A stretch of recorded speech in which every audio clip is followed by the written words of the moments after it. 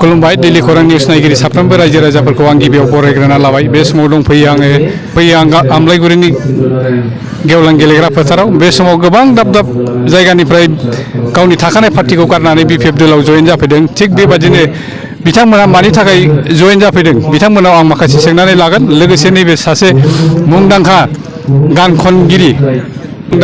खनगिरि मिथिक नार्जारी बिथांनाव आं माखासे सोंनानै लागोन। बिथाङा दिनै मानि थाखाय थाखानाय पार्टियाव गारनानै BPF दलाव फैनो गोनां जाखो, अब्ला बिथांनिफ्राय मिथिनानै लानो। आदसा दिनै नोंथाङा जे BPF दलाव हाबफैबाय, दा सिगाङाव नों बबे दलाव दंमोन? गिबिथाराव आं नोंथांखौ हामबाय होग्रोबाय आरो नोंथांनि चेनेलखौ सापर्ट खालामग्रा गासै रायजोफोरनिसिम सिबिनाय खुलुमनायखौ आं बावग्रोबाय।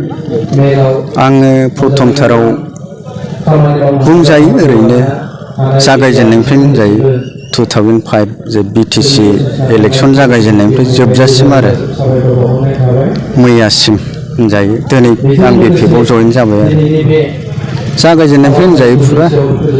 दा नोंथाङा जे बे 5 बोसोर थांनाय UPPL सरकाराव जेबो सुबिदा मोनबोआखैमोन नामा? सुबिदानि खेथ्रआव माने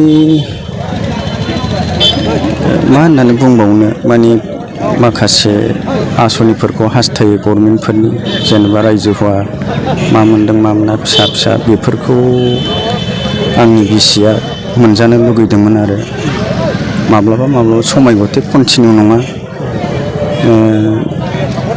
दिनै आंनि बे BPFआव हाबफैनायाव आंनि बिसिनि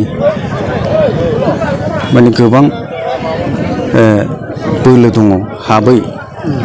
हाबै दे जेरैबाबो हाबै, नों 20-21 बोसोर नोङो UPPLआव भट होबोबाय थाबाय, 20-21 बोसोरनि UPPL सापर्टार हिसाबै थाफाबोबाय थाबाय। दिनैसिम नोंहा जेबो माबा मोनसे फिसा आसनि मोनफेरनाय खोन्थाफेरनो नों दासिमबो रोङा होननानै बिसि आंखौ रायबाय थानायाव आङो दिनै BPF दलाव जयेन जाफैनाय। BPF दलाव जयेन जाफैबाय आरोखि।